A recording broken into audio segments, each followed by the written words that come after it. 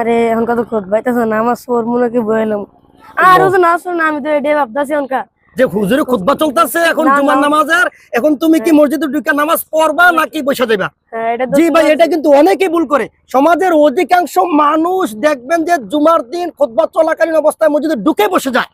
তাদের চিন্তা হলো খুতবা চলাকালীন অবস্থায় নামাজ পড়া যাবে না, বসে যাইতে হবে। জি না, এটা ভুল। আজকে আমরা বিষয়টা জানবো, ভিডিও ধাক্কা দিয়ে পরে পাঠিয়ে দিয়েন না। দাওয়াতের উদ্দেশ্যে একটা শেয়ার করে এনে হাদিসটা রয়েছে সহিহ বুখারীতে 930 931 নম্বর হাদিস। রাসূলুল্লাহ সাল্লাল্লাহু আলাইহি সাল্লামের জমানায় একদিন রাসূল খুতবা দিচ্ছিলেন, এমন সময় এক সাহাবী এসে ঠিক বসে গেলেন। তো রাসূল বলেন, ওই সাহাবা তুমি দাঁড়াও, তুমি কি 2 রাকাত সালাত আদায় করেছো?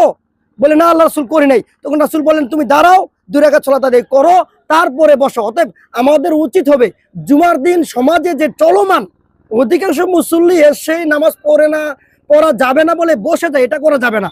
এসে 2 রাকাত সালাত আদায় করতে হবে, তারপরে বসতে হবে।